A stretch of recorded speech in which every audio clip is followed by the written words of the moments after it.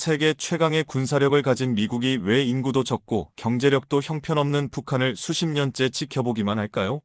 단순히 핵무기 때문일까요? 아니면 우리가 모르는 거대한 국제 정치의 뒷거래가 있는 걸까요? 사실 미국이 북한에 총 한 발 쏘지 못하는 데에는 상상을 초월하는 복잡한 계산과 충격적인 비밀들이 숨겨져 있습니다. 오늘은 지도 위에서는 작아 보이지만 전 세계 패권의 흐름을 멈춰 세운 북한이라는 거대한 딜레마에 대해 이야기해 보려 합니다. 우리가 흔히 생각하는 전쟁의 개념을 완전히 뒤엎는 이야기가 시작됩니다. 가장 먼저 우리가 직시해야 할 현실은 지도를 펼치면 바로 보입니다. 대한민국의 심장부인 서울과 수도권은 휴전선에서 불과 수십 킬로미터밖에 떨어져 있지 않습니다. 이곳에는 전 세계 반도체 공급의 핵심인 거대 공장들이 줄지어 있고 세계적인 IT 기업들의 본사가 밀집해 있죠. 미국이 북한을 공격하는 순간 북한의 낡은 대포들은 즉각적으로 서울을 향해 불을 뿜을 것입니다. 이것은 단순한 군사적 피해를 넘어 전 세계 스마트폰 생산이 중단되고 글로벌 금융시장이 마비되는 대재앙을 의미합니다. 미국은 자신의 경제적 팔다리를 자르면서까지 북한을 공격할 용기가 없습니다. 현대 전쟁은 총칼이 아니라 숫자로 결정되기 때문입니다.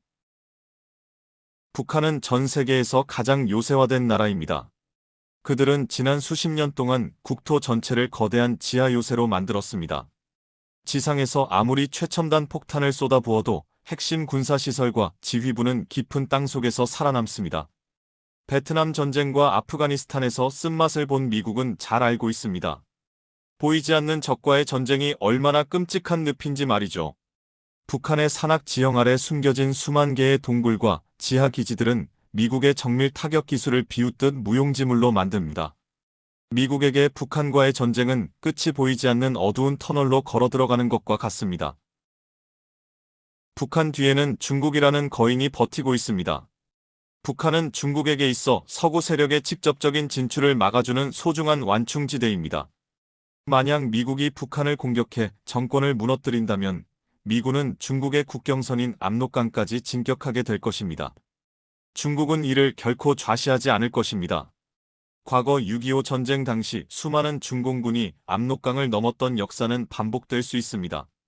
미국 입장에서 북한을 치는 것은 곧 중국과의 전면전을 각오해야 한다는 뜻이며 이는 인류 문명의 파멸을 의미하는 제3차 세계대전의 방아쇠가 될 수 있습니다.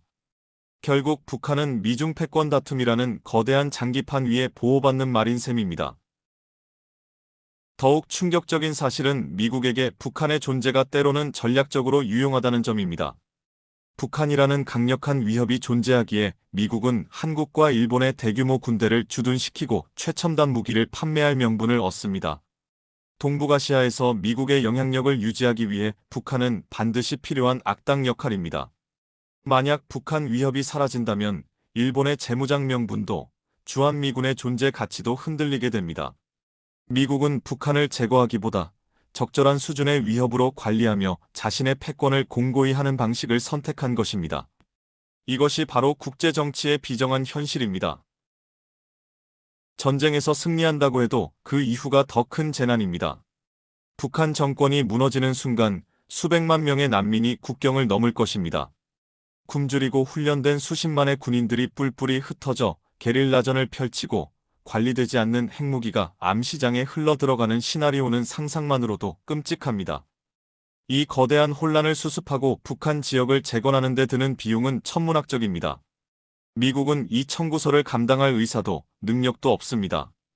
전쟁에서 이기고도 국가 전체가 파산할 수 있다는 공포가 미국의 방아쇠를 묶어두고 있는 것입니다. 이제 북한의 핵은 단순한 위협을 넘어섰습니다. 소형화된 핵탄두를 실은 미사일이 미국 본토를 직접 타격할 수 있는 단계에 이르렀죠. 설령 미국의 미사일 방어 체계가 완벽하다 해도 단 한 발의 실수도 허용되지 않는 도박을 할 정치가는 없습니다. 로스앤젤레스나 뉴욕이 단 한 번의 타격으로 초토화될 가능성이 0.1%라도 있다면 그 어떤 미국 대통령도 공격명령을 내릴 수 없습니다.